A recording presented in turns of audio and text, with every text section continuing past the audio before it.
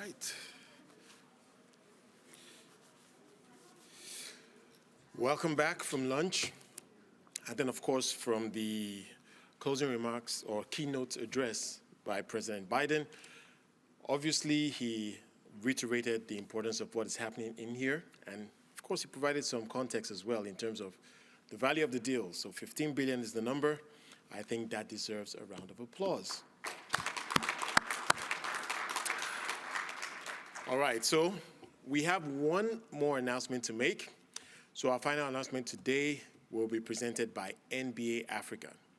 So before bringing them on the stage, though, let's watch a short video. Hi, everyone.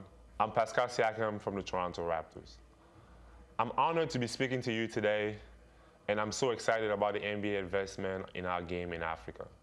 I've been a part of Basketball Without Borders both as a camper and as an NBA player. And it's incredible to see how this camp and the NBA has grown across the continent over the last decade. The NBA Academy Africa and the BAL will continue to support the growth of our game across the continent. And that growth supports livelihoods and will help develop the next generation of African leaders. I'll now pass it over to Mark and Victor so they can share some more on the NBA's upcoming initiative in Africa. Thank you. Thank you, Pascal. And on that note, I'll welcome now Mark Tatum, the NBA Deputy Commissioner and Chief Operating Officer, to the podium to make his remarks, and he will be followed by Victor Williams, the CEO of NBA Africa. Please put your hands together for them as they step on the stage.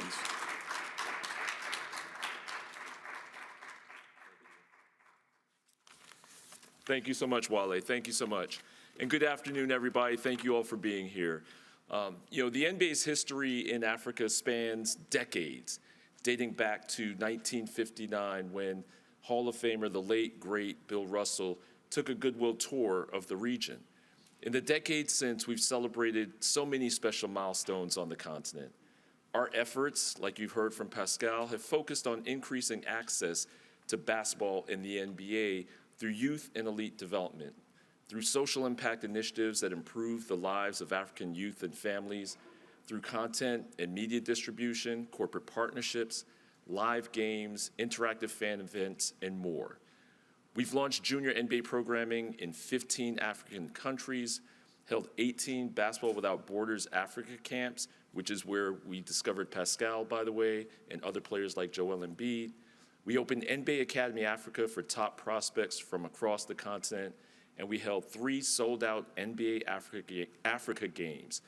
Most recently, we launched the Basketball Africa League, which is our first collaboration to operate a league outside of North America.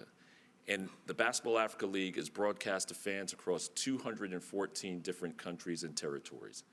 And the result of these efforts is evident every time you turn on an NBA game today. Today, there are more than 50 players that were either born in Africa or with at least one parent that was born in Africa on NBA rosters. And we are only scratching the surface on identifying and developing talent across the continent.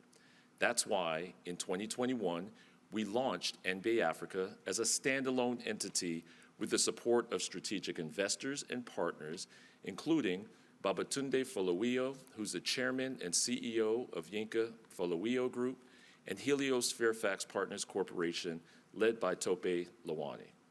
Our partners also include a number of former NBA players with ties to the continent, as well as global economist and New York Times bestselling author Dr. Dambisa Moyo, and Academy Award-winning actor and social activist Forrest Whitaker. And by the way, former President Barack Obama is also a strategic partner of ours. Launching NBA Africa as a standalone entity valued at nearly $1 billion reflects the enormous opportunity ahead for the NBA in Africa. And we believe that in the next 10 years, basketball can become a top sport on the continent, and the BAL can be one of the top professional basketball leagues in the world. With that, I'd like to invite my colleague, NBA Africa's CEO, Victor Williams, to share more about some of our recent milestones and our plans in Africa moving forward. So thank you all again for being here.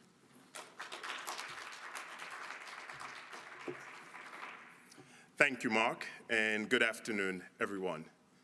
As Mark alluded to, we are as committed to Africa as ever. We're excited to work with current and prospective partners to expand the basketball ecosystem and use the transformative power of the game to change lives on the continent. And it's been an exciting year for NBA Africa so far.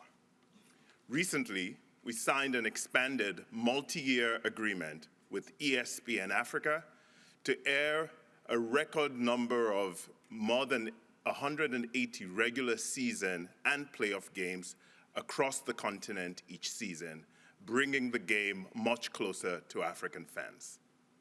Just a few weeks ago, we opened the league's first ever physical NBA store on the continent in Johannesburg, South Africa.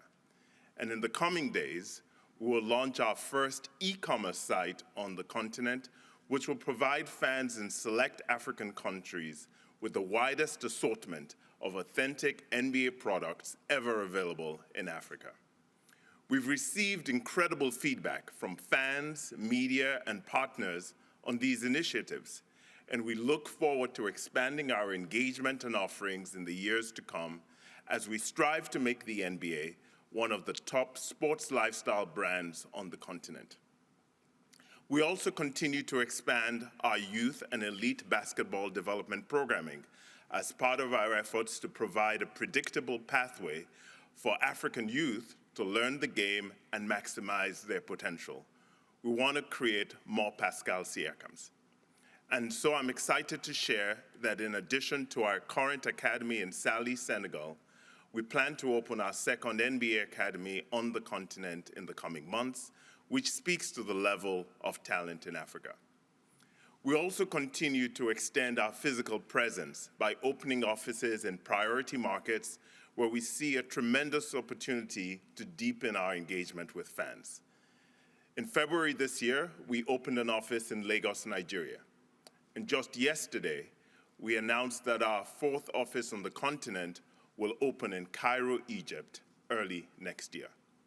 These two markets combine to address more than 300 million people, a significant portion of them being youth, and we will continue to expand the number of our offices in the coming year. Earlier today, we announced that the third Basketball Africa League season will tip off on Saturday, March 11th, 2023. The BAL will once again feature the top 12 club teams from 12 African countries playing games in Dakar, Senegal, Cairo, Egypt, and Kigali, Rwanda over 3 months in 2023. After the BAL's successful expansion to 3 iconic African cities last season, we're excited to again welcome our fans from our 3 host cities and across the continent. We look forward to building on the success of the second BAL season, further investing in the league's development, and continuing to deliver an authentically African entertainment product that inspires and connects people across the continent and around the world.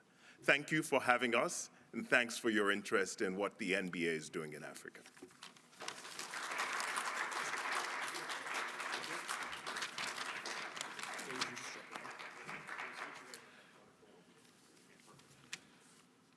Awesome announcement.